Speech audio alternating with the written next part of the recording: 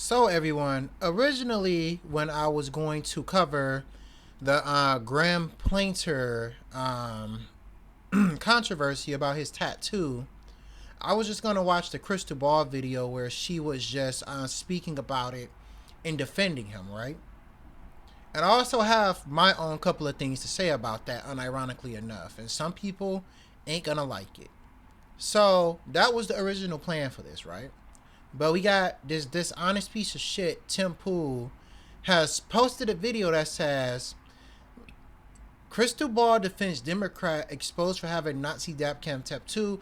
Dems are going mask off.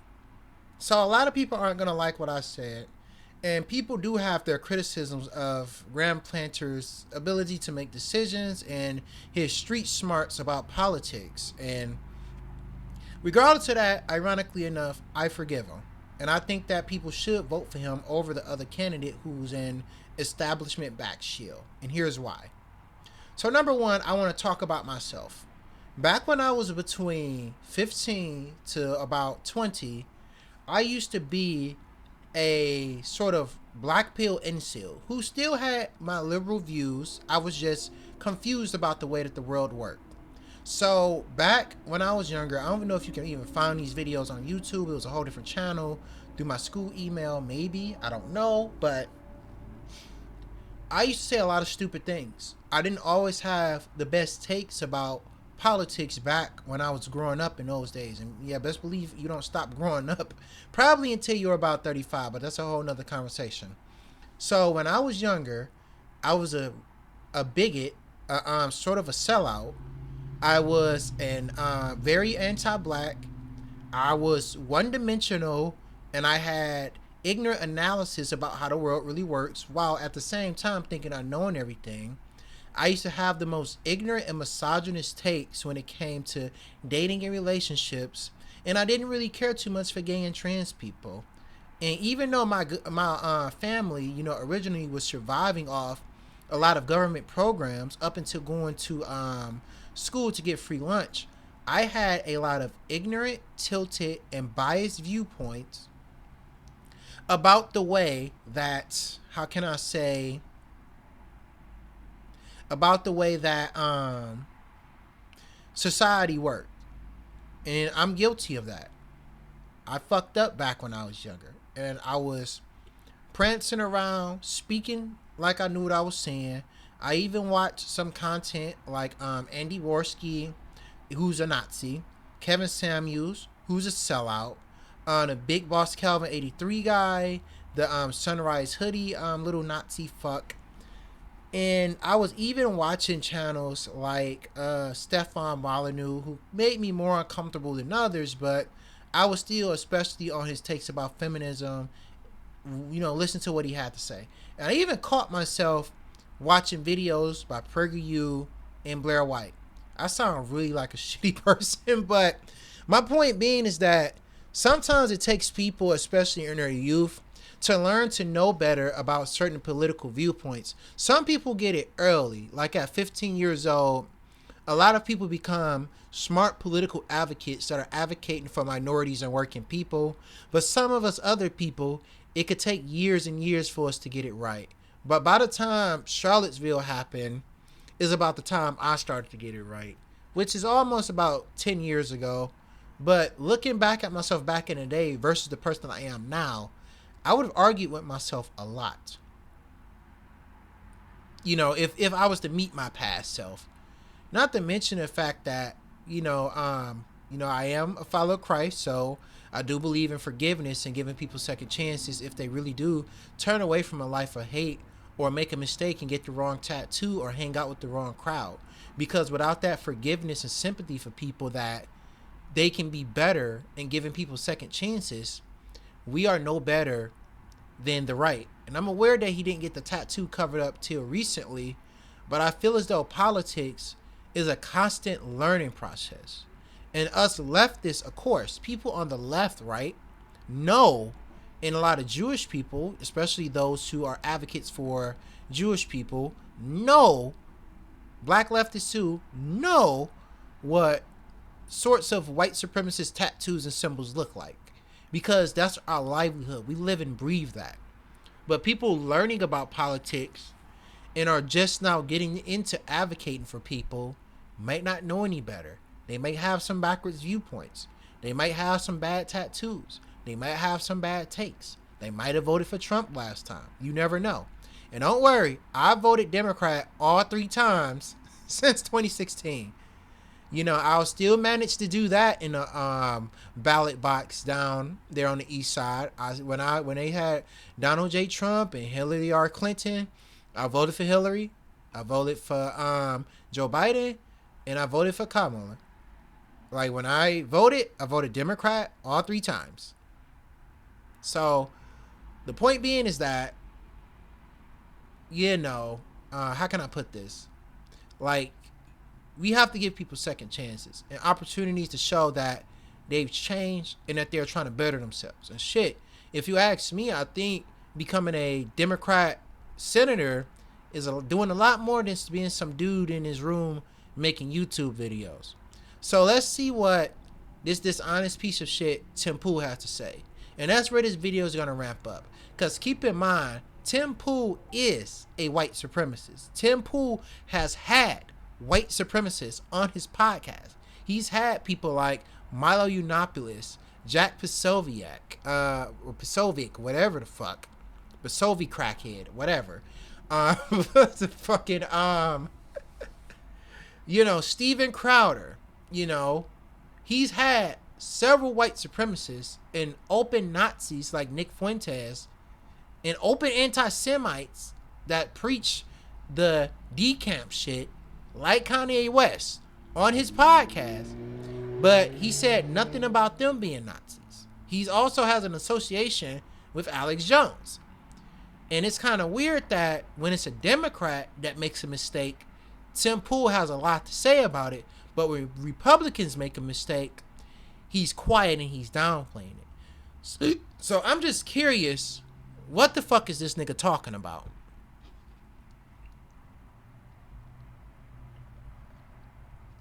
We had this tweet from Crystal Ball. This is hilarious. For me personally, I'll take the candidate with a regrettable tattoo over one who has steadfastly supported a genocide. Graham Plattner's Nazi Totenkopf tattoo, the Death's Head,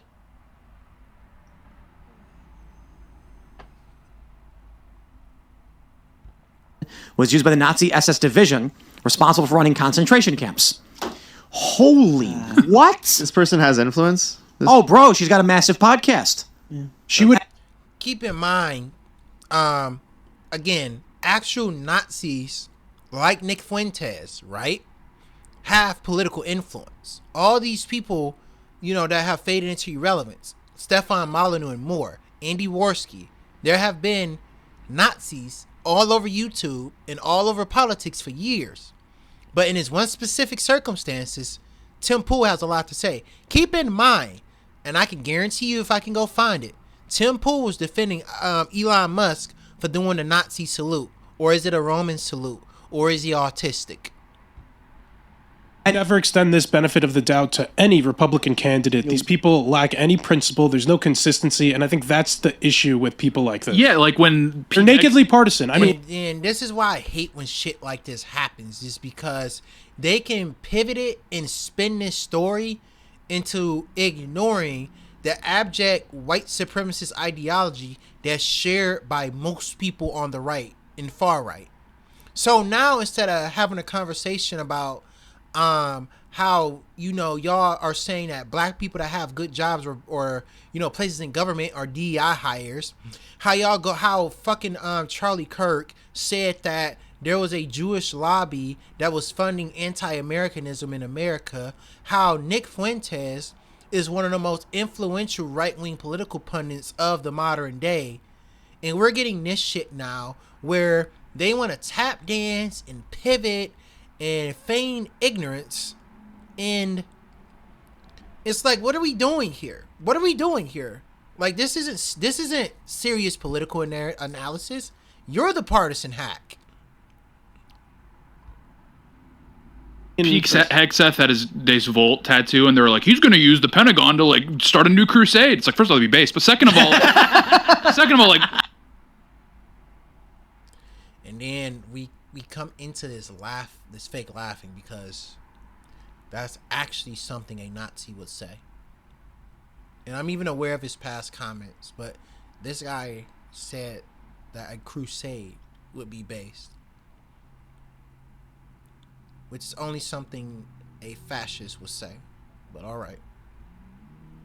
What are we doing here? You know, like, this is absolutely nakedly. No, the partisan. response is, "Oh, come on, we wish." Yeah, we're gonna do 3 or 4. That's awful. When? Yeah, that's terrible. New crusade. But the thing to that point is, like, it's like when I point it all the time. It's like when you point out like the accounts like Defiant L's, which I think ended up being like foreign influence anyways. But the point is, it shows you all of the hypocrisy. It doesn't matter. That's the point. Like, they don't have any intellectual or moral consistency because power doesn't equate to that. You just know Crystal Ball believes We do, and we do believe in forgiving people and letting the past go and understanding people have made mistakes.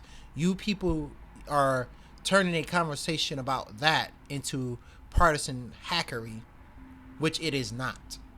This is about giving somebody a chance to prove themselves, not about punishing somebody for their past mistakes. These are two different topics in these videos about, you know, two different things. Crystal Ball, when I watched the video a little bit, was not saying that we should just let it go. She was just saying that he clearly has moved past that point in his life and we should give him a shot. people are Nazis for a lot less. The point is, there's a guy with the lip. I mean, that's the difference, because I can see a man with an Iron Cross tattoo and he could be a sharp skinhead, right? He could be somebody who is very anti-Nazi.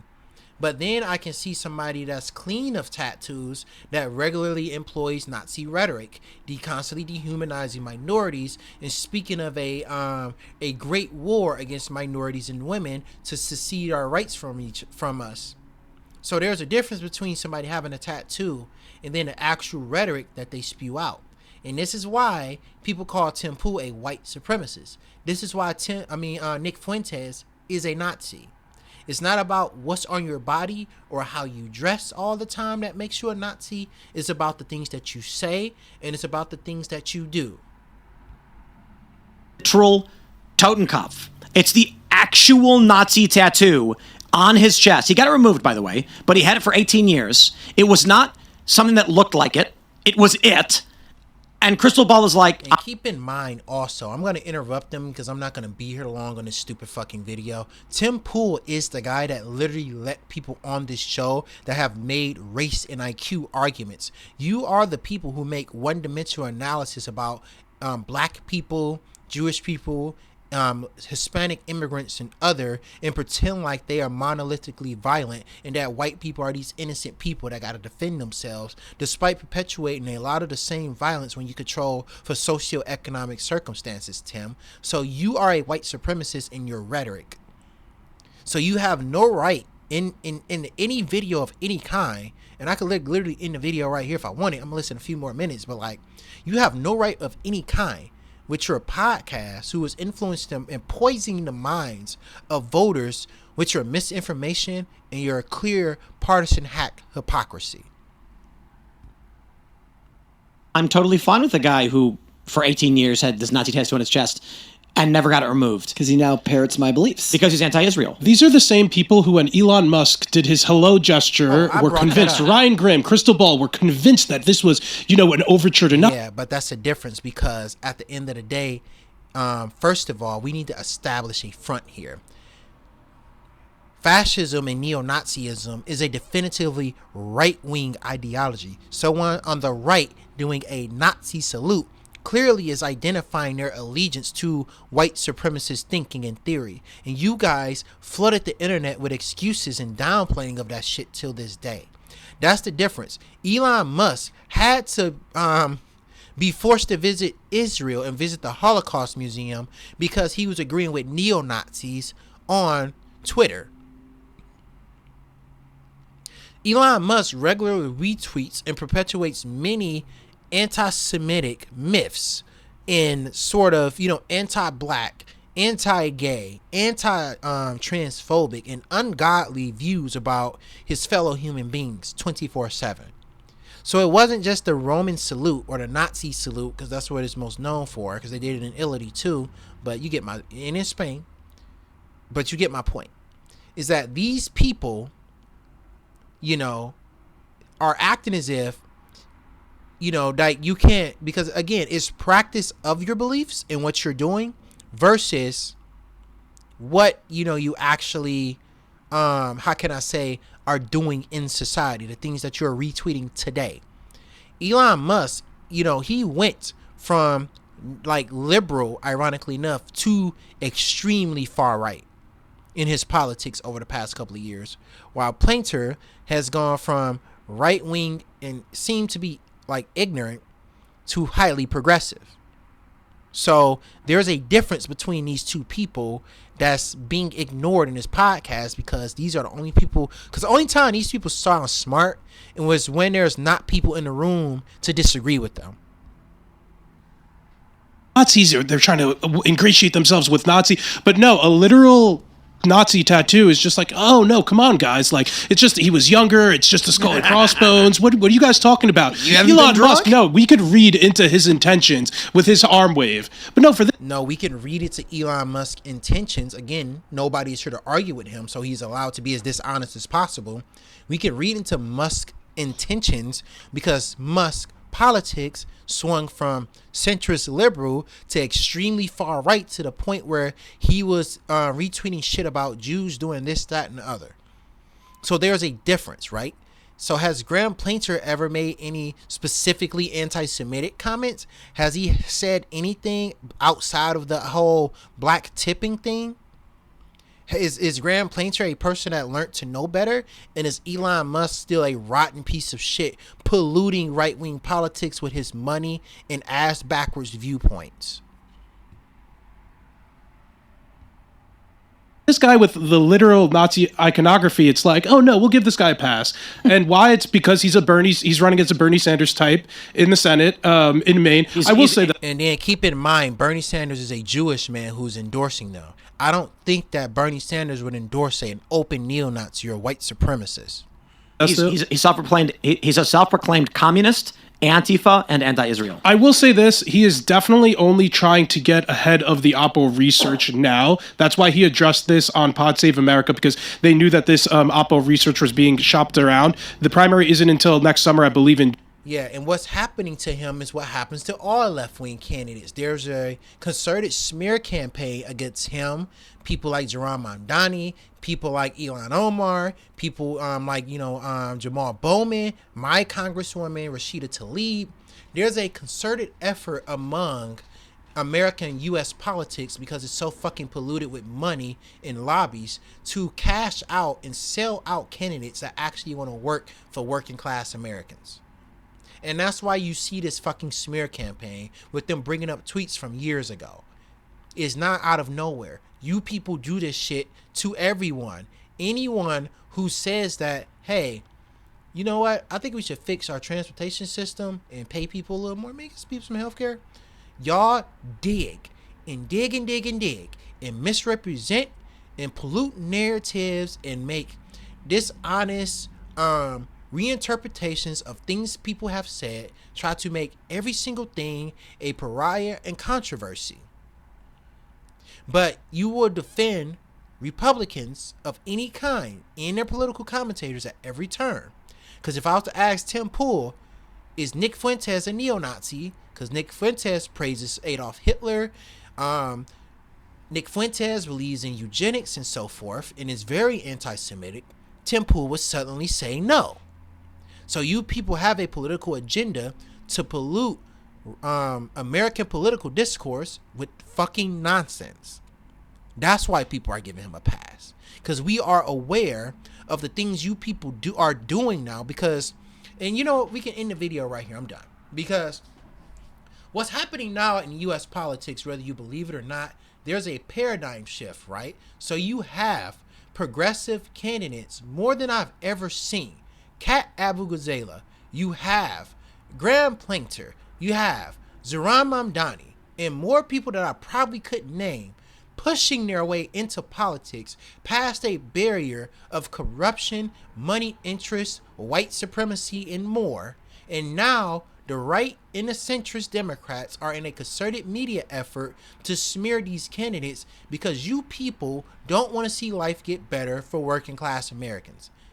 And there's nothing else to really say about this. And that's the point of this smear campaign.